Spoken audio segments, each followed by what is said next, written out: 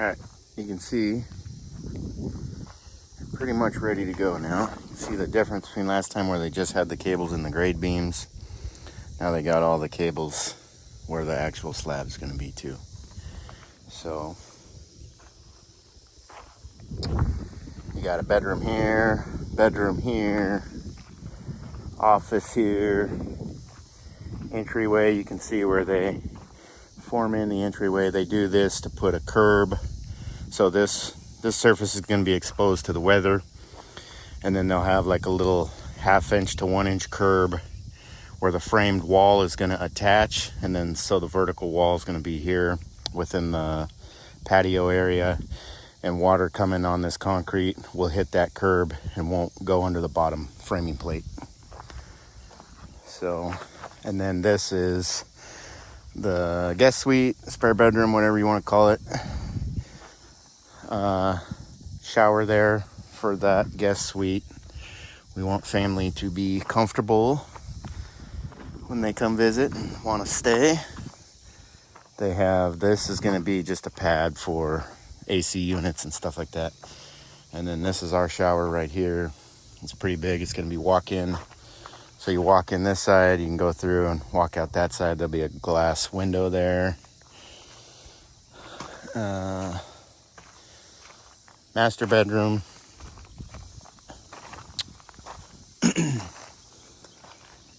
Let's go this way. And then this is back patio. So same thing, curb. Kind of small right now, but eventually, so there's going to be a garage door that comes out there. Eventually this is all going to get hardscaped. We're going to put a pool out there maybe by end of next summer or something like that is the plan, but we'll see. So this will be a small patio to start with just because it's part of this slab, but then later on we'll do a pool and hardscape some of this, and then the rest will be lawn or I don't know, some kind of landscaping. We'll see. All to be determined. And then right now, this is the kitchen island right here. So let me back up over here. Turn around here. So back porch, a couple of French doors that come into the living room, and then this is going to be like the dining nook that comes into the kitchen area. There's the kitchen island, and then that's a plumbing vent for the bonus room upstairs that will have a little what do you call them, powder room, whatever, just a toilet and a sink. So what I say, dining nook, kitchen. This is going to be the utility room that goes into the garage. Same thing here. Oh, that's the plumbing vent for the fridge line, I think, something, or kitchen lines maybe. I can't remember why he did put that. It's a vent, but it's in the wall system right here. So this is where the cabinets are going to be, and then another powder room off the utility room. And then you can see the forms for the for the garage. So pull into the garage, bonk. And then the same thing, if your garage gets flooded, because your hot water tanks will be right there. So if they do flood, hopefully it's contained, can't get into your conditioned space or living space. And then over here, you can see where they framed the kind of the recess in the slab for the garage door. So everything, garage door comes down, it'll actually have that same little lip on there. So water from out here can't, if it builds up or whatever. We get a lot of, you can see over here, there's kind of a low spot. There's a couple of ponds up there.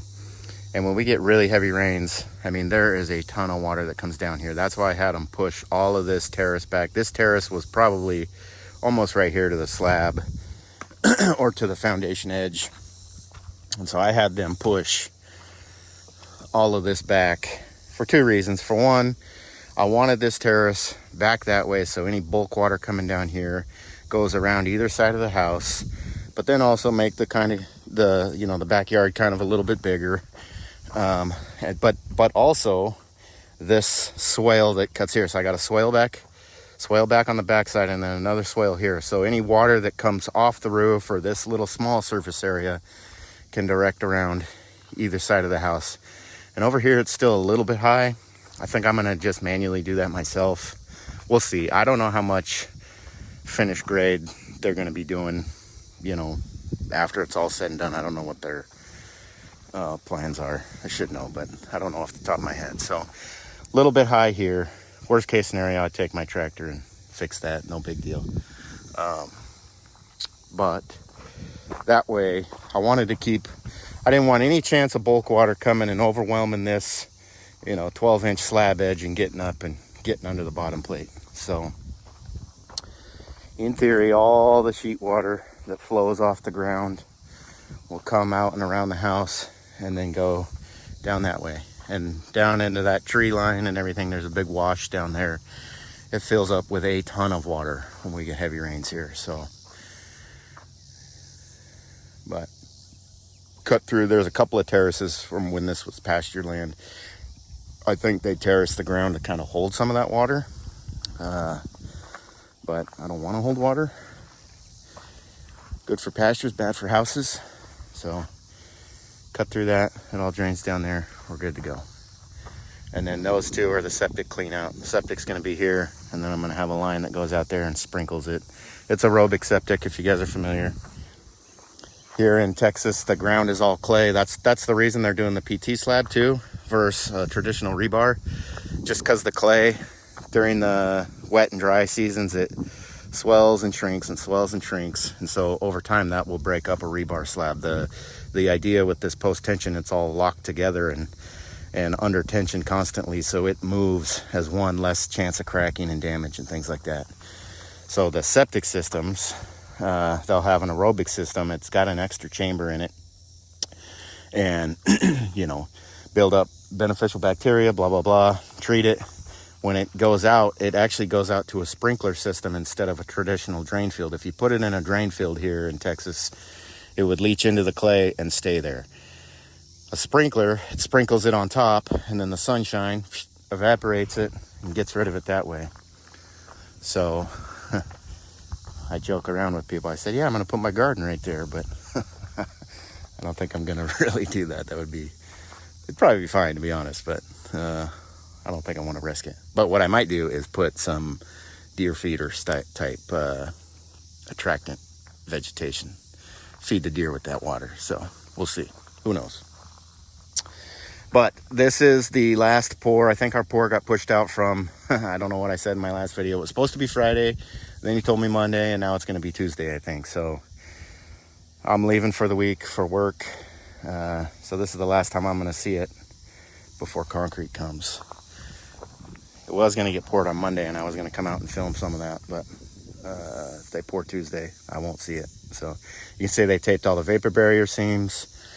I talked to one of the subcontractor guys while he was out here, made sure he went around and got all these big ones. Vapor barrier under your slab is not like, there's a big difference between air barriers and vapor barriers. They do two different things.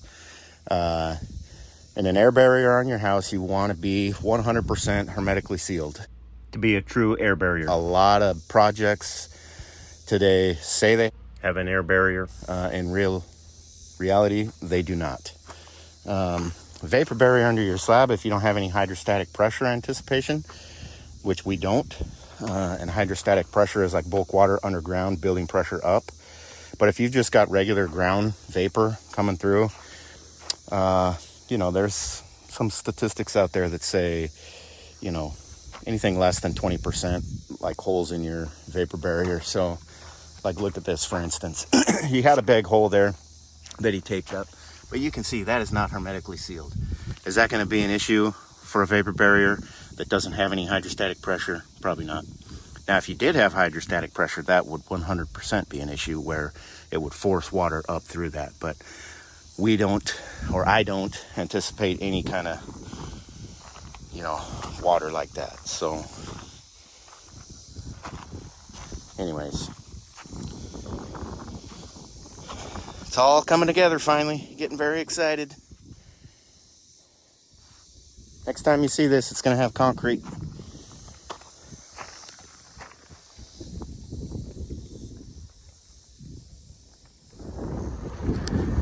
Kind of windy out, so hopefully it's not too bad on the audio.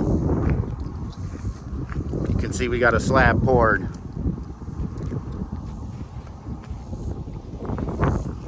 Garage, you can see the lip there. That's the area for the hot water tanks. There'll be 250-gallon tanks. This is all the lip for to keep it, if your garage floods, that keeps water from getting under your bottom plate. You can see there's some cracking, but that's to be expected with any concrete. It's not a matter of if the concrete will crack, it is when. A lot of people freak out when they see that. It's pretty common, to be expected. Outdoor patio.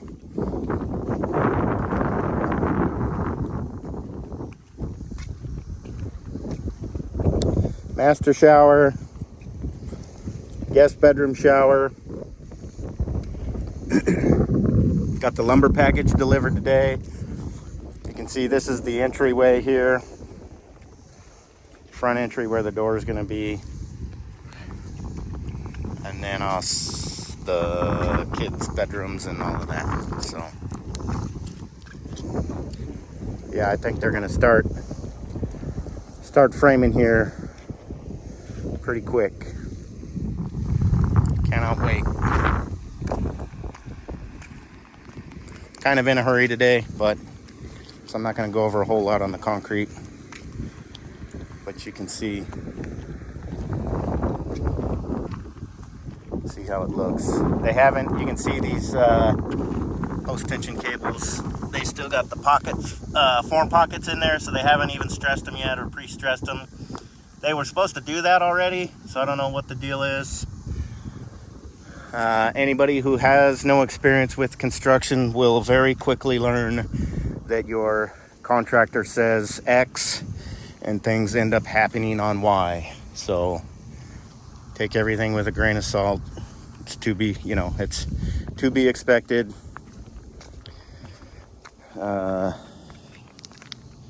Shit happens, I guess. So whatever, it's all good. See all these, same thing. They're gonna take all this excess dirt around here. Once they tension these up and get them all cut flush and capped, they're gonna take all this and use all this to kind of slope everything away. Keep the water you don't want the water directly at the slab. You want it to shed out, obviously. So once they get to that, that'll be that. You can see it kind of looks rough around the corners and edges sometimes. That can all be cleaned up with a wire wheel. Not super critical. Don't freak out over a little tiny spall and this and that. Now, if we were to see these cracks over time start getting bigger and bigger and bigger, that would obviously be an issue. Or the other thing is, if they let's say you got two surfaces and one drops and one raises, that's also an issue. Just hairline cracking that you see, as long as it's not doing this and it's not doing this, usually not a big deal. So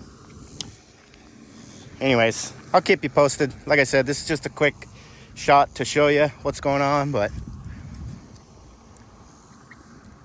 we'll film some more as they get into the framing. Thanks for watching. Back out at the property again this morning.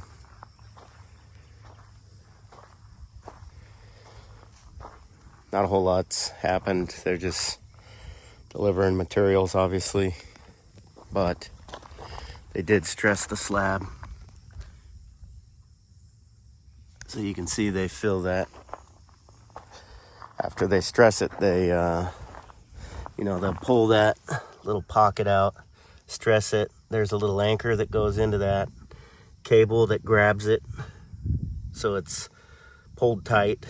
It's constantly under tension, and then they grout over the top with this. But look, that's the grease cap right there that you can see.